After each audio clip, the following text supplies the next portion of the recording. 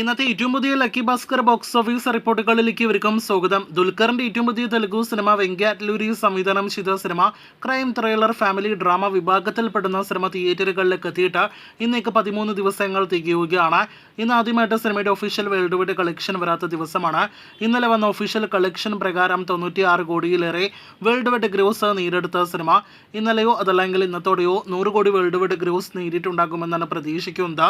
നാളെയോടെ സിനിമയുടെ ഒഫീഷ്യൽ 100 കോടി പോസ്റ്റർ പ്രതീക്ഷിക്കുന്നു. അതേസമയം ട്രാക്കേഴ്സ് കണക്കിൽ ആദ്യ 12 ദിവസങ്ങൾ കൊണ്ട് 90 കോടിയിലേറെ വേൾഡ് വൈഡ് ഗ്രോസ് നേടിയെടുത്ത സിനിമ ഇന്നത്തോടെ 92-93 കോടി റേഞ്ചിലേക്ക് വേൾഡ് വൈഡ് ഗ്രോസ് എത്തുന്നതാണ്. ദുൽഖറിന്റെ കരിയറിലെ ആദ്യത്തെ 100 കോടി സിനിമയായിട്ട് മാറാനായിട്ട് ലക്ഷ്യമിട്ട് മുന്നേറിക്കൊണ്ടിരിക്കുന്ന ലക്കി ഭാസ്കർ എന്ന സിനിമയുടെ കേരള ട്രാക്കിങ്ങിലേക്ക് വരികയാണെങ്കിൽ ഇന്നലെയും ഇന്നും സമാന കേരള ട്രാക്കിംഗ് ആണ്. 21 ലക്ഷത്തിന് മുകളിലാണ് കേരള ട്രാക്കിംഗ് ഗ്രോസ്. ഇന്നലെ 50 ലക്ഷത്തോളം കേരള ഗ്രോസ് ഉണ്ടായിരുന്ന സിനിമയ്ക്ക് ഇന്നും സമാന കളക്ഷൻ പ്രതീക്ഷിക്കുന്നു.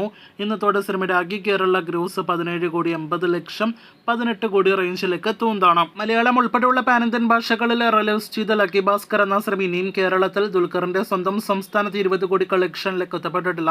നിലവിലെ ട്രെൻഡ് വെച്ച് നോക്കുകയാണെങ്കിൽ കങ്കുവ എന്ന സിനിമയുടെ റിലീസിന് ശേഷമുള്ള ലക്കി ഭാസ്കർ ബോക്സ് ഓഫീസ് പ്രകടനം പോലെ ഇരിക്കും കേരളത്തിലെ സിനിമയുടെ 20 കോടി എന്നാണ് നാം മനസ്സിലാക്കുന്നത്.